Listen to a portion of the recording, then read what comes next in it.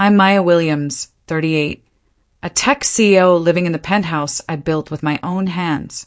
I didn't grow up with a silver spoon in my mouth, but I'm not complaining.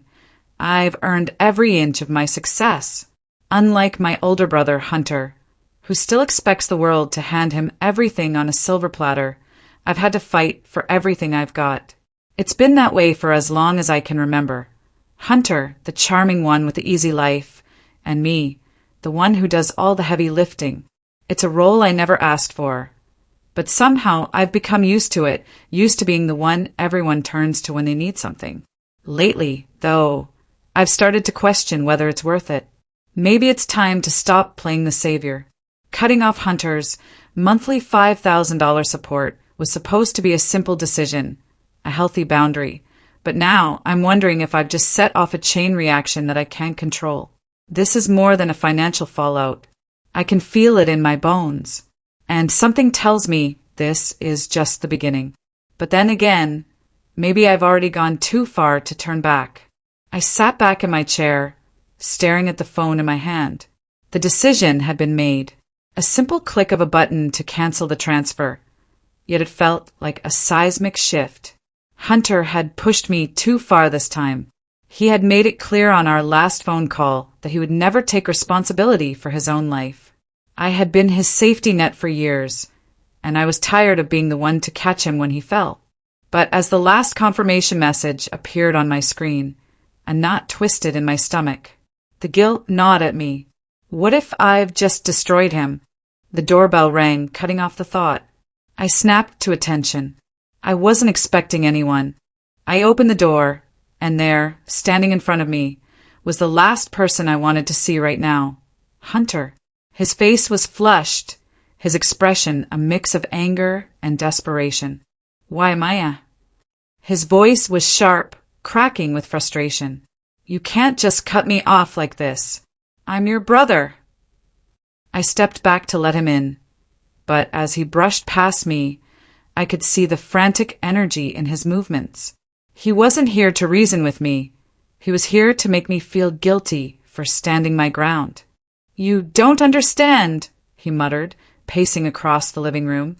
You think you're doing the right thing, but you're just pushing me further away. I'm not pushing you away, Hunter, I replied, keeping my voice steady. I'm just finally setting a boundary. You can't keep living off me. You need to stand on your own 2 feet. His eyes narrowed. You think I'm just some kind of parasite, don't you? That I've been living off you all these years. Well, guess what? It's not just me anymore. It's a lot bigger than you think. The air in the room thickened. Something in his tone shifted. There was more to this than I was hearing. I felt my heart rate pick up. What are you talking about? I asked, trying to keep my composure. Hunter stopped pacing and turned to face me, his jaw clenched. You don't know who you're dealing with, Maya. You think you're safe, don't you? But you've made a huge mistake.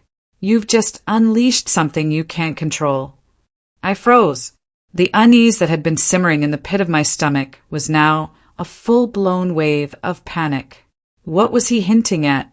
Before I could respond, he turned, storming toward the door.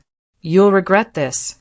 You've already made the call, and now there's no turning back. He slammed the door behind him with a force that rattled the glass windows. The room felt quieter, somehow darker, as if his words had cast a shadow over everything. I couldn't shake the feeling that something was about to unravel. I grabbed my phone, intent on calling Vince, my lawyer, for some reassurance. But before I could dial, a new message notification popped up. From unknown. Hunter's not the only one who's been taking advantage of you. I stared at the message, my breath catching in my throat. Who was this? How did they know? I typed a quick response, heart pounding. What do you mean? Who is this? But the reply never came. Instead, my phone buzzed again, this time with a strange number. A number I didn't recognize. Hello. I answered cautiously, my hand trembling. The voice on the other end was low, almost a whisper. Maya, you don't know who you're dealing with. You think cutting Hunter off was the right choice? You've just opened a door to something you're not prepared for. I could feel the blood drain from my face. My skin went cold. I opened my mouth to speak, but the line went dead. I dropped my phone onto the coffee table, my mind racing. What had I done? I had cut the lifeline that had kept my brother in my life for years, and now I was about to pay the price. Was it worth it? I didn't know yet, but I was about to find out. And something told me that what was coming next would be worse than anything I could have imagined. I stared at the message on my phone. It burned into me, the words hanging like a sentence. Hunter's not the only one who's been taking advantage of you. The silence in the room felt suffocating, as if the walls were closing in. I didn't know who sent it, but I knew it wasn't just a threat, it was a warning. I had been too quick to assume this was only about Hunter. There was more at play here, something darker, something that had been brewing beneath the surface for years. I tried to shake off the feeling, but it clung to me. I couldn't ignore it. I couldn't go back to my normal life. Not now. I called Vince. I needed answers. The phone rang once, twice, before his voice finally answered. Maya. His tone was calm, too calm. What's going on? I got a message. It says, I stopped myself, hesitating, but there was no point in hiding it. It says Hunter's not the only one taking advantage of me. Do you know anything about this? There was a long pause on the other end. Then a soft exhale. You're overthinking things, Maya. It's just someone trying to mess with you. I don't think so. I've got a bad feeling about this. About everything that's happening. I need to know what's really going on. Was there something you didn't tell me? I pressed, my voice sharper than I intended. You need to calm down. We'll talk later. For now, just focus on what's ahead. You're already walking into a mess with Hunter's fallout. Don't let this other crap distract you. His words should have reassured me, but they only made my stomach twist. Vince was always the calm one, the guy who never cracked. But today there was something about his voice that didn't sit right. It was almost as if he was hiding something. I hung up and paced the room, the floors creaking under my steps. I had built my empire with my own hands. I was in control. But now it felt like the walls were closing in on me. I needed answers, and I had to get them fast. I didn't waste any more time. I grabbed my coat and headed out the door. The drive downtown felt like an eternity. Every light that turned red felt like an obstacle. Every street sign, a reminder that I wasn't in control of anything anymore. I arrived at Vince's office, the glass building towering in front of me. It was a symbol of everything I had worked for. The same place where I had sealed my fortune. The same place I now felt I might lose it all. I stepped into the elevator, my reflection staring back at me in the polished chrome. My pulse quickened as I reached the top floor. The door to Vince's office was ajar. I knocked once, but there was no answer. I pushed it open, my stomach tightening. Vince was sitting at his desk, staring at his computer screen. He didn't look up. Vince, we need to talk, I said, my voice firm. He finally looked up, his expression unreadable. About what? About everything. About Hunter. About the messages. I can't just sit back and ignore this anymore. I stepped closer, my eyes locking onto his. I need to know the truth. He leaned back in his chair, exhaling slowly. You've been through a lot, but you're blowing things out of proportion. Stop, I cut in. This isn't just about me and Hunter anymore. There's something bigger happening. Something you're not telling me. Vince's gaze flickered just for a second, but it was enough for me to notice. The hairs on the back of my neck stood up. I had him. I was right. I don't know what you're talking about, he replied, his voice a little too controlled. I didn't trust him. Not anymore. You know exactly what I'm talking about, I said, stepping toward him. Who's behind this, Vince? He stood up quickly, knocking his chair back. Maya, you need to leave. Right now. I didn't move. Vince's eyes narrowed, and I saw a flicker of something dark in them. It wasn't fear, it was anger. Something dangerous. I don't want to have to make you leave, he said, his voice low. I stood my ground. Tell me the truth. Suddenly, his phone rang. Vince hesitated, his eyes flicking toward the screen. I could see it, the unease. He glanced at me, his jaw tightening. Without a word, he picked up the phone and answered. I told you to stay away from her, he hissed into the receiver, his voice barely audible. We can't afford to have her know. Not yet. I froze. He wasn't talking about Hunter. He wasn't talking about me. He was talking to someone. And the tension in his voice made my blood run cold. Vince saw my reaction and quickly ended the call. He turned back to me, his expression shifting into something colder, more calculating. You need to leave, Maya. Now. I took a step back, my heart pounding. I knew I was no longer safe here. Vince wasn't the ally I thought he was. He was part of something bigger, something that I wasn't ready for. I spun on my heel and rushed for the door, the air around me thick with tension. The walls felt like they were closing in. But just as I reached for the handle, Vince's voice called out from behind me. Maya, if you think you're going to walk away from this, you're wrong. This is just the beginning. I stopped, my hand frozen on the door handle. I turned slowly, facing him. What do you mean by that? I asked, my voice barely a whisper. Vince's smile was cold. You haven't seen anything yet. I let the door swing open and walked out, but the words stuck in my head like a blade. You haven't seen anything yet. The feeling of being hunted, of not knowing who to trust, was settling in deep now. I was in over my head, and there was no going back. The call came at 8:17 a.m. I was standing in front of the mirror, still half-dressed for the day, when my phone rang. I glanced at the screen, Detective Matthews. I wasn't sure if I should answer. We hadn't spoken in weeks, not since Hunter's incident. But the sudden pit in my stomach told me this wasn't just a casual check-in. I answered it anyway. Maya, his voice came through low and urgent. We need to talk. It's about Hunter. My stomach churned. What about him? There's been a situation. You need to come down to the station. Now. I felt the weight of his words hit me like a freight train. Hunter wasn't just missing anymore. Something had happened. Something big. I hung up, my heart pounding.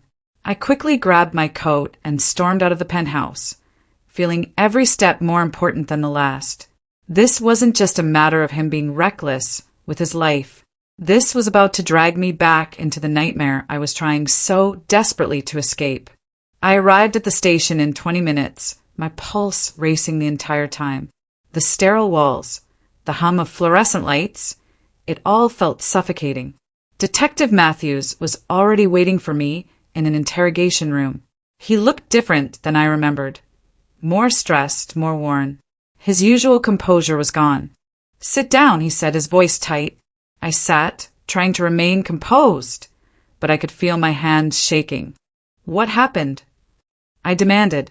He sighed heavily and placed a file on the table between us. Hunter's dead. I froze. The words hung in the air, ringing in my ears. I felt my chest tighten. What do you mean, dead? Shot. In his apartment. Point blank. I shook my head. It didn't make sense. Who would want to kill him? Matthews didn't answer immediately. He just stared at me with those tired eyes, like he was waiting for me to crack. You're not telling me everything, I said, my voice barely above a whisper. This doesn't add up.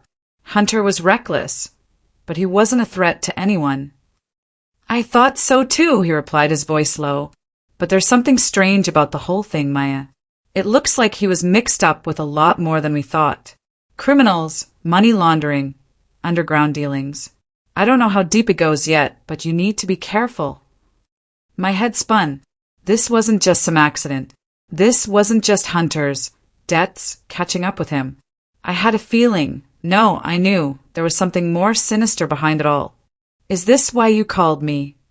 I asked, my voice hardening. To tell me my brother's dead? Or is there something else? Matthews hesitated. I'm telling you this because we think you're involved. I flinched, taken aback. Involved? In what? How?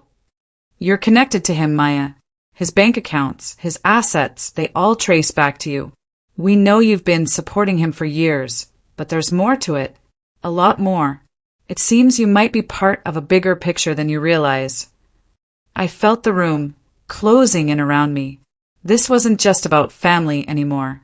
This was about something dangerous, something that could destroy everything I had worked for. I stood up, knocking the chair back, my heart thudding in my chest. You're wrong. I have nothing to do with this. This is on Hunter. Matthews didn't move, his eyes locked on mine. You don't know who you're dealing with, Maya. People like Hunter, they don't just get killed for no reason. There's a lot of people who would have wanted him gone, and we need to know who else is in the picture. I turned, not wanting to hear anymore. I'm done here, I muttered, storming toward the door. Maya, Matthews called after me, his voice sharper now. Don't think you can walk away from this. You're already tangled up in something bigger than you realize. It's not just Hunter's death. It's everything that comes with it. I left the station in a daze, the cold air hitting me like a slap in the face. What the hell was going on? I had spent years keeping my distance from Hunter's messes, but now I was neck deep in it, and there was more, so much more, waiting to explode. My phone buzzed. I glanced at the screen. Unknown number. I hesitated, but something inside told me I couldn't ignore it. I answered the call. Maya, a calm voice said, a voice I didn't recognize. You're in danger. I stiffened. Who is this? The people Hunter was mixed up with. Well, they've turned their sights on you now. You're not safe, and the more you keep digging, the worse it's going to get. I felt the blood drain from my face. My breath came in short, shallow bursts. What do you want from me?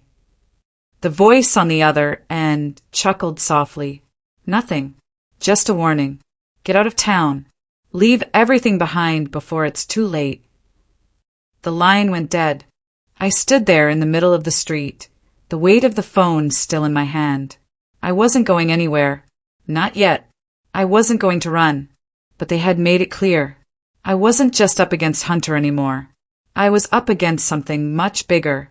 Something that wasn't going to let me walk away. I had made a choice. I cut Hunter off. Now, I had to live with the consequences. And they were coming for me.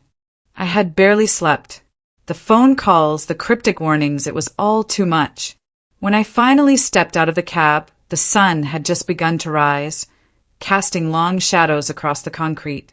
I pulled my coat tighter around me, but it didn't help the cold that had settled deep in my bones.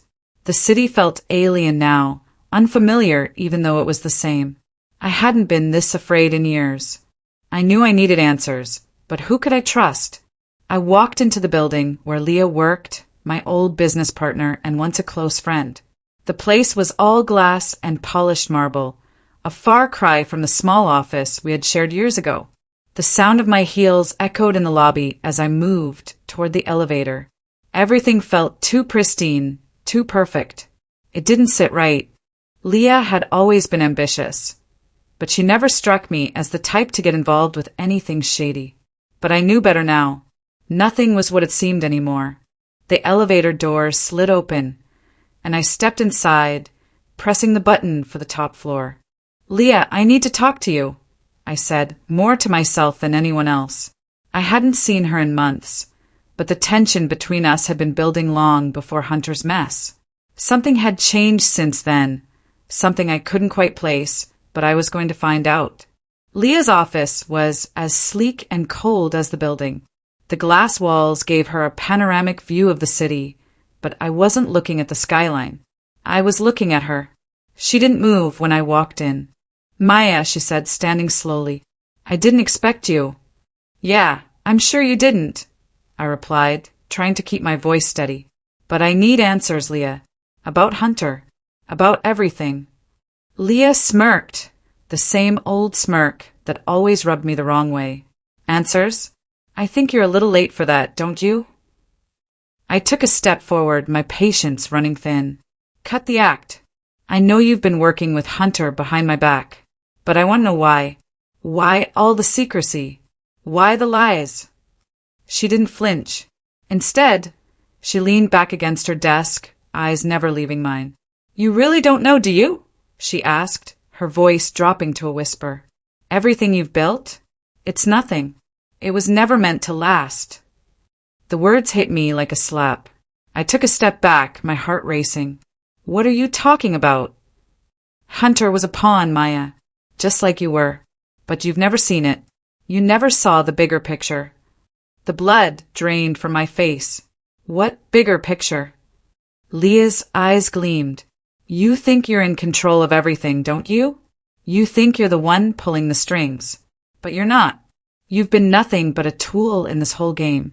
And I was the one who orchestrated it all. I stood frozen, my thoughts spinning. The room felt smaller, the walls closing in on me. I didn't make any of this happen, I whispered. It's all been you. She stepped closer, her heels clicking sharply on the floor. You really don't get it, do you? Everything I've done, every move I've made, it was for this moment. To take control, to make sure I have what I deserve. I swallowed hard. And what about Hunter? Leah's lips curled into a cruel smile. Hunter was expendable. He was always expendable. You were too for a while, but now you're the last piece.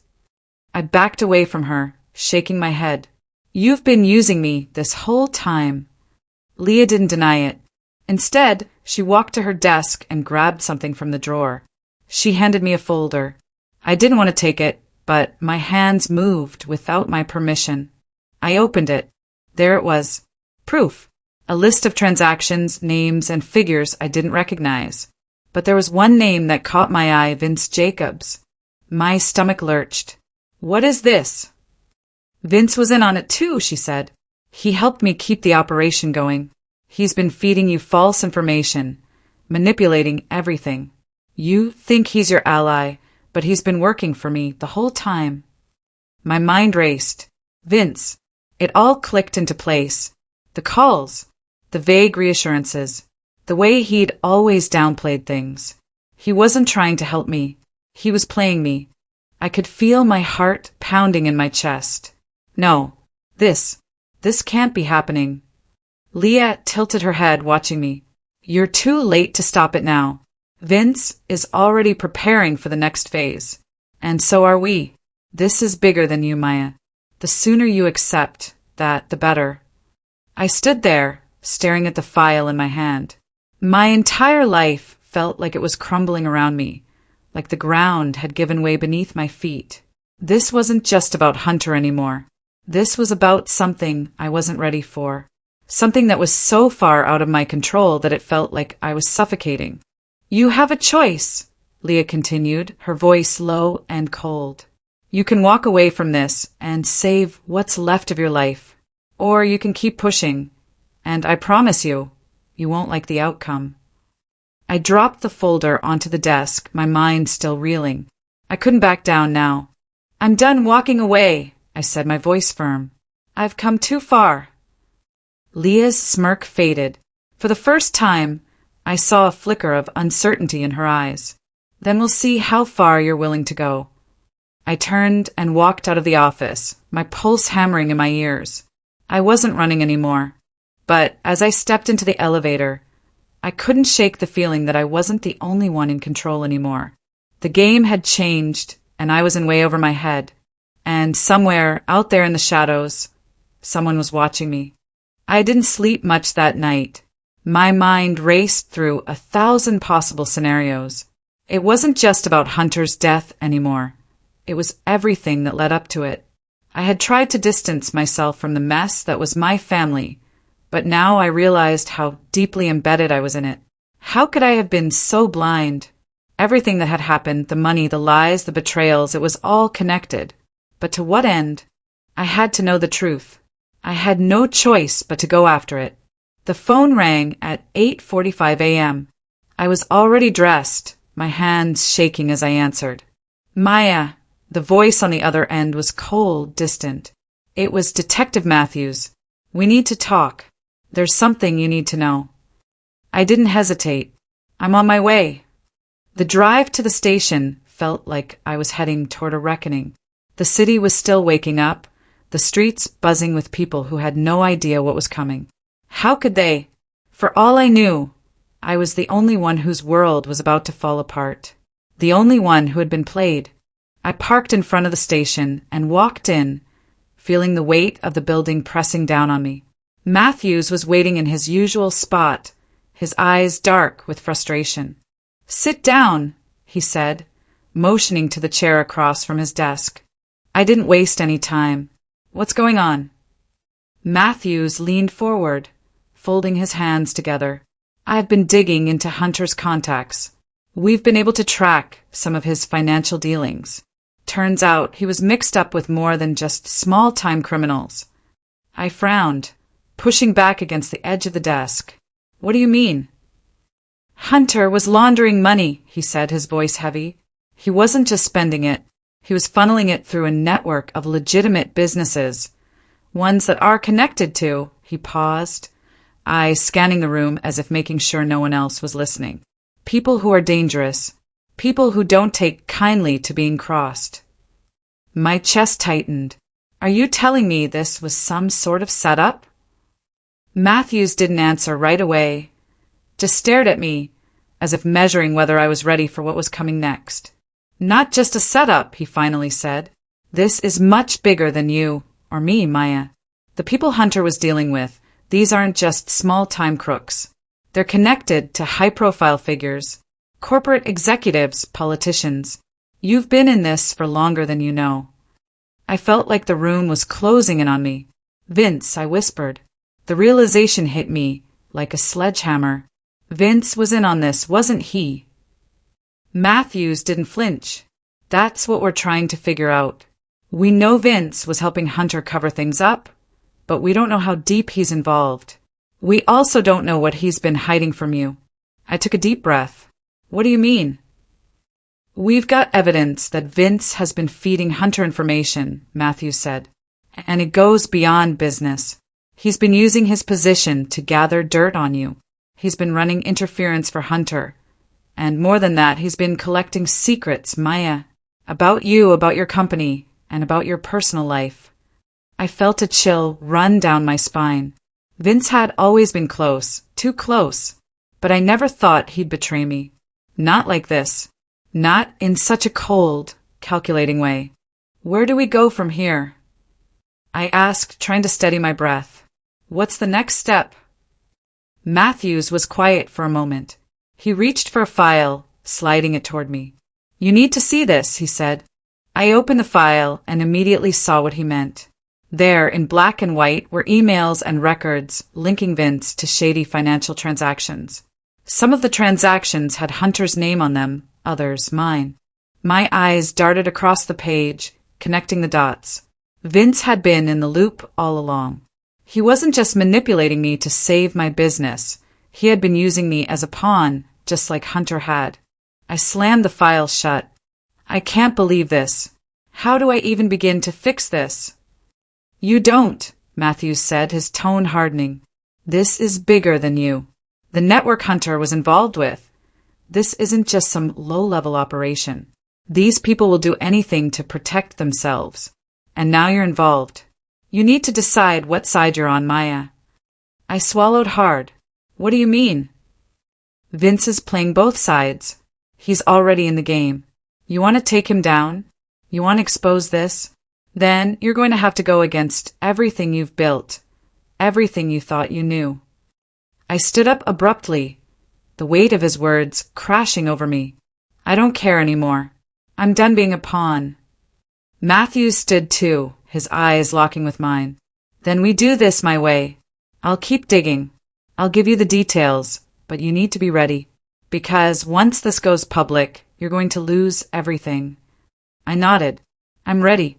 As I walked out of the station, a cold wind greeted me. I felt it deep in my bones. I wasn't ready for what was coming, but there was no turning back now.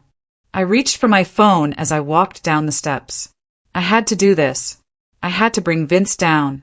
I dialed his number, but before I could press send, I heard footsteps behind me. I turned. A man in a dark suit stood at the bottom of the stairs, watching me.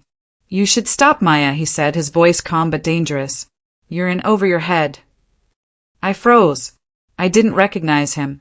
But I knew one thing for sure. He wasn't just a messenger. He was part of the game. "Who are you?" I demanded.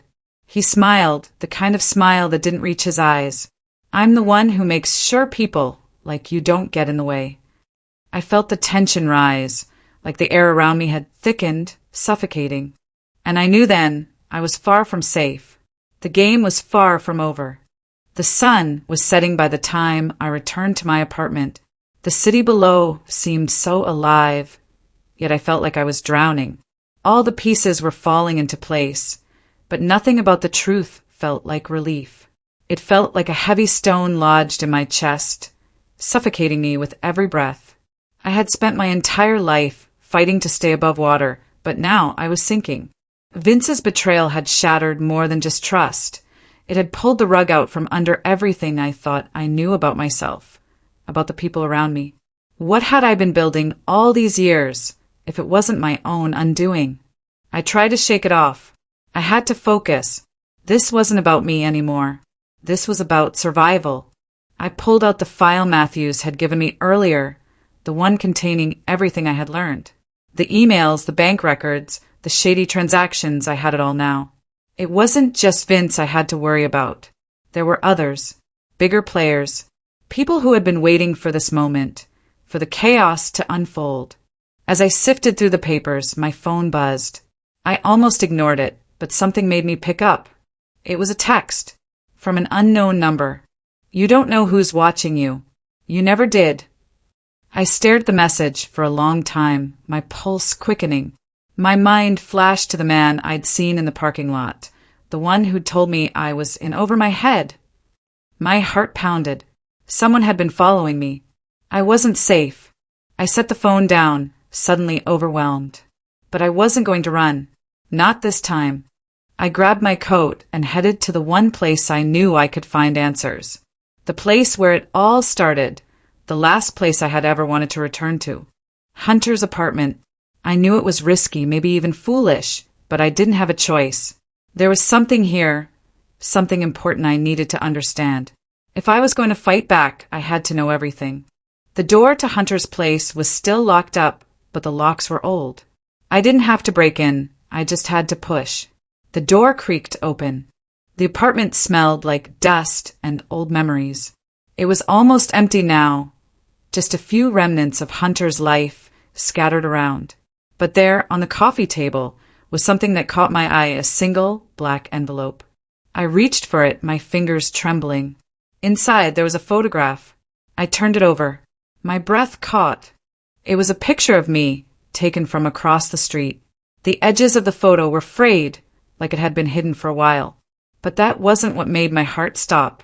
It was the handwriting on the back. "We're watching you. You don't have much time." I felt the blood drain from my face. They had been following me, all along, and they weren't going to stop. I heard footsteps behind me. Someone was coming. I spun around, my heart racing. Vince stood in the doorway, a grim expression on his face. "You shouldn't have come here," he said softly, almost sadly. My breath hitched. "Vince, what is this? What the hell is going on?" He stepped inside, closing the door behind him. His eyes flickered, cold and calculating. "This was never supposed to happen, Maya. You were never supposed to find out. You lied to me. You've been lying to me the entire time." I spat, stepping toward him. "Why, Vince? Why do this?" He looked at me with something that almost resembled pity. "You were never supposed to be part of this, Maya. You were just collateral damage. The plan was never to hurt you, but now..." He trailed off. "Now we're in too deep." "What plan?" I demanded. "What the hell are you talking about?" He shook his head. "You really don't get it, do you? You were the key, the leverage.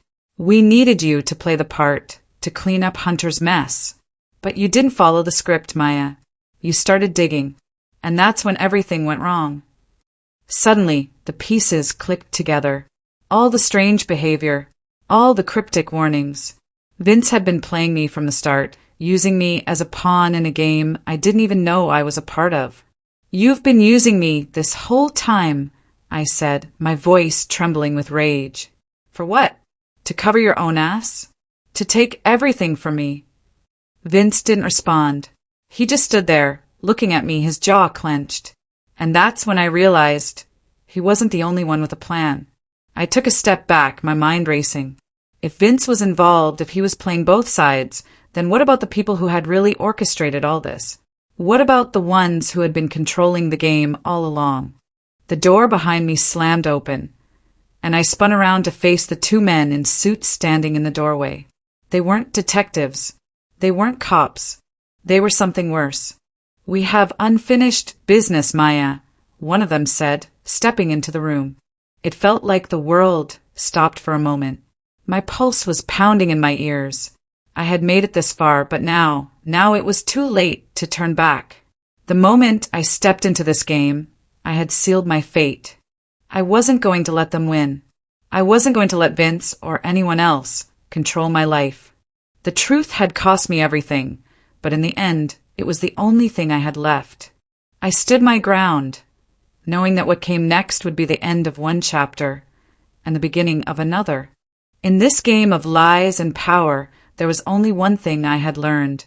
You can't outrun your past, but you can fight for your future. And I was about to start fighting.